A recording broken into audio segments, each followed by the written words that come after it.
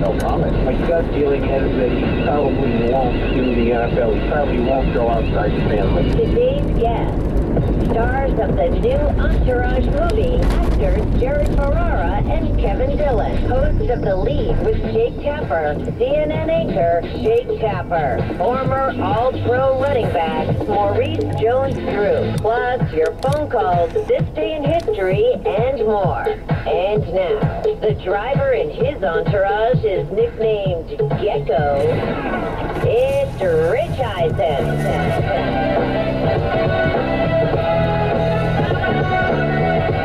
Happy Tuesday, one and all, everybody. It's the Tuesday edition of the Rich Eisen Show, right in the middle of May, right in downtown El Segundo, California. I'm pleased to be with you here in the DirecTV studios. I'm at Rich Eisen on Twitter. We've got a fun show in store for you. Making their way to the studio right now.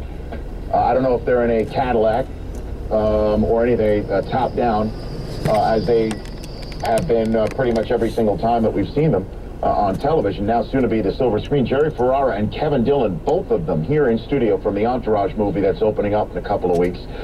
They will be here on this program. Maurice Jones-Drew will be here in person in studio, and we will talk with the former Jacksonville Jaguar 2011 rushing champ about hitting age 30 and retiring in the National Football League, if there really is something to this. Once you turn 30, you're no longer the same running back. And Jake Tapper of CNN, The Lead with Jake Tapper, is his program. By the way, I once tried to get total access, NFL total access with Rich Eisen before I signed on the dotted line. That was like a negotiating? That was something that I actually decided, you know what, I'll just take this one swing of the bat. The answer was no. Immediately? Yeah, pretty much. How quickly did Steve say no? Steve Bornstein said no right away. On the phone, called him up. Could you finish the sentence, or was it... No, he allowed me to finish the sentence because I was technically unsigned. So it was a phone call, not email. Phone call. Night of my rehearsal dinner of my wedding. No, actually not rehearsal. Rehearsal dinner was the next night. It was my mother-in-law's birthday party. Yeah, she got married 2 days before my wedding. So we had a get together with family. Stepped outside the restaurant, made the phone call. Hey, Steve, hold on a second. I got an idea. Got an idea. What's your idea? Gave him the idea. Oh, no. so good for you, Jake Tapper. The lead with Jake Tapper. Good for you, man. Good for you. There is no lead without Jake Tapper is what that title connotes. Not to be confused with The Lead, the bottom line on ESPN. No. The Lead with Jake Tapper. It's sort of like The Lead. And as we all know, and I'll ask this of Jake later on, any sports story that CNN does, I believe, I don't know if there's any sort of mandate, it has to have the word gate in it. There has to be, it's got to be a gate in it. It's got to be a scandal of some sort for CNN to cover. Maybe we'll call that mandate gate. If there is a CNN mandate about covering anything with the NFL, it's got to be with a gate attached to it. He also has a great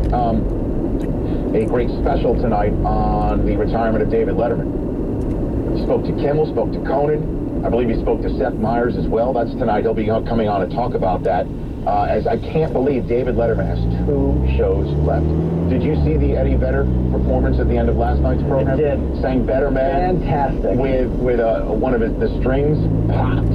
Yeah, halfway through. Kept going. The string on the guitar. And, so much has been made about that performance. And so that's the last 2 shows were ended with Eddie Vedder singing Better Man, and then the show before was Norm Macdonald doing a very poignant set at the end of Friday's show.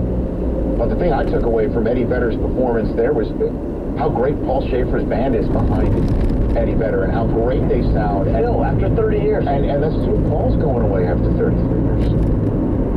So we'll talk about all of that with Jake Tapper, Maurice Jones-Drew in studio as well, and then you at 844-204-RICH as we follow everything in the world of sports. Tonight, Houston and Golden State begin the Western Conference Finals. Get it on.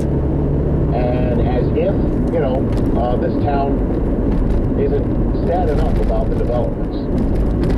Magic Johnson spoke yesterday at a public event. Uh-oh. Magic, he is the standard bearer, as we all know, of Laker Nation, of course, in this town. And he's just stating facts. Magic is just stating facts. He's just... No. People might accuse him of trolling, rubbing salt in the wound. He's had some fast thumbs over the last couple days. Yeah, he's been tweeting out, yeah. Do you have that sound does it here? Here's Magic. We got a lot of champions here. USC football, Rutgers not too far away, King, all of that. But we want to be a part of that championship row right around the corner. Oh, everybody say, oh, no, the Clippers, they lost. I'm sorry. Don't be getting mad at me. Sad thing for the Clippers was the fact that they didn't close out in Game 6. And that's going to haunt them forever that they didn't win Game 6 on their home court after being up 20 points in the third quarter. You just say facts. That's a sad fact. You're right, Magic. That's a sad fact. Oh, man. Use the word haunt. And then tonight, the Lakers, the big night tonight for the Lakers. Big night. Right? Big night. The ping pong balls are popping. And here's a chance that the worst regular season in Lakers history 21-61 could go with no first-round draft choices. That, I believe, is the numbers game today, correct? A little bit of a preview of the numbers game? preview. Okay. Got a lot of numbers on there. Okay. You're putting a little bit more meat on the bone there. There's a lot of meat on this bone. Okay. Okay. That's tonight. I believe that's halftime of tonight's Game 1. Correct. That's on the worldwide leader in sports, Houston at Golden State. That's tonight. And then tomorrow on TNT, the home of the Eastern Conference semifinals, Cleveland and Atlanta get going. That's tonight. Also tonight, or today, later today, the National Football League meets in San Francisco. And we are all on pins and needles to see what the body language might be between the commissioner and Robert Kraft. What Robert Kraft's body language might be when he speaks into a microphone. What the other owners think about the penalty that has been handed down by the National Football League on the Patriots and Robert Kraft. What the rest of the National Football League believes and thinks of the reaction from Robert Kraft and the Patriots. All of that is filled with intrigue, especially when Peter King came on yesterday and after speaking to Robert Kraft, as he said, for 50 minutes on Saturday. Well, Adam Schefter tweeting out also something about Robert Kraft from Saturday. And in that regard, happy 60th birthday to Sean McManus, the poobah of CBS Sports. He had a birthday party Saturday night. Why are we bringing that up?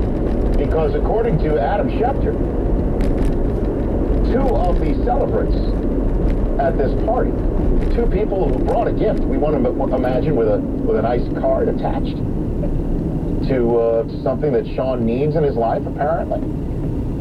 Two people who were there, the commissioner and Robert Kraft. And according to Shifty, according to Adam, T-Wolf as we refer to him because he had to shave twice a day. That's right, I talk about this stuff on the air.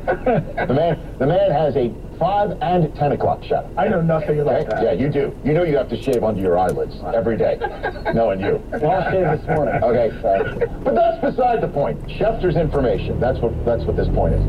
Here we go. Adam Schefter tweeting out on the 19th of May, that would be today. Yeah.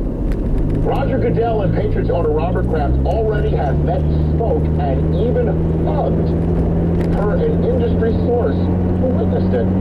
That's one tweet. Next tweet, Goodell Kraft, that's in Goodell-Kraft, attended Sean McManus' 60th birthday Saturday in New York City. They were spotted, he's quoting here, on a couch talking by themselves for quite a long time. And then Schefter adding in perspective, the fact that Goodell and Kraft are on amicable terms could help cool tensions between the two sides and help lead to a truce in Deflategate, which I think I speak for all of us who work in the NFL, who love the NFL, and those of us who are talking sports every day. I nothing more than love than a truce here. The question is, what is a truce? What is a truce? Is a truce 2 games? But why give him any games then? Right? That's not a truce. I can't see Tom Brady accepting any games when he said he's done nothing wrong. Can't see it. Can't see it. Yeah, but the person that cheated doesn't get to dictate what they accept. See, we're all talking about back channels and truce and all, but what are the terms? And does everybody get a little bit of something? Meaning the league needs to have a pound of flesh of some sort from the Patriots, and the Patriots need to get some sort of apology? Like what? There's no apology coming. There's no chance. I don't know. Did they get a What is it? Kickback? What's the fine go from 1 million to 500,000? But there's a big difference. They get the between fourth round pick or Hey, the man. first round. Right, There's exactly. a big difference. Huge difference. Between a first round pick. There's $1 million on the line, which obviously, is a drop in the bucket in the larger scheme of things, but it's still 7 figures. And then there's the matter of the most famous player, potentially, in football. To make a case that, others who hawk stuff on television are more famous, but, certainly the most decorated player in the National Football League, maybe in its history, let alone, for sure, active player. What of him? Does he say, okay, I'll sit out the home opener, the first game where the whole country's in and talking about why I'm not playing? How's that a lesser punishment? Even if it's just one game, it's still the game that we're all going to be sitting in front of. The night where they're supposed to be raising the banner and celebrating New England, celebrating the Patriots, celebrating one of the great Super Bowl performances of all time with footballs that were handled by the NFL from jump to street. And all of that, he's going to sit? That's a truce? What is a truce? I don't know, man. This is still a very thorny issue no matter what they're talking about on the couch. It's a thorny issue. I find it fitting that with Kevin Dillon and Jerry Ferrara back in our green room, Yes. that Robert Kraft and Roger Goodell decided to hug it out. They hugged it out Saturday night. Yep. Well They done. made good. That was nice. So what are you calling the most powerful, one of the most powerful men in sports? Choose which one you want. Turtle? Is that what you're saying? Is that part of your analogy, what you just said? I mean, it was a little Ari Gold. They hugged it out Got Saturday it. night. They made it good. Well, Well, I guess McManus is the Ari Gold if he's the facilitator here. It's true. Sean McManus of CBS Sports, son of Jim McKay. A long-standing history in the sports world. Maybe getting these two most powerful men in this very thorny situation that I think both would love to find a way out of. It's also interesting, so much has been reported about Bob Kraft, the relationship being fractured over this. So I guess it's nice to see them Oh, please. try to work this out. I would like nothing more. But that's on the docket for the media today, as is, the extra point stuff. Will there be a change in the extra point? There's 3 proposals on the table, one of which is just the straight-up vanilla one by your Patriots. You just move the kick back to the 15-yard line, and that's it. Don't touch the 2-point conversion, and don't, if there's no kick and there's no, or a loose ball, there's a chance of kick returning 4 points. The NFL competition committee is the same as the Patriots, but they do want there to be a possibility of the defense scoring points, a safety potential, all that stuff. They want that out there, and then there's, this one is crazy. Philadelphia Eagles moving the 2-point line up to the 1-yard line, meaning more and more people will go for 2, bringing the Oregon video game mentality to the National Football League. And Tim Tebow is there on the roster until they vote that down. And then Tebow gets immediately released. That's what people think. Unless Bradford's arm isn't healthy enough to throw. And that's when Eagles fan Jake Tapper will cover it because it'll be Tebow Gate. Right. That's when it'll be on the lead with Jake Tapper. Correct. This is the Rich Eisen show. It took me a long time to get my name in the title. It was enough.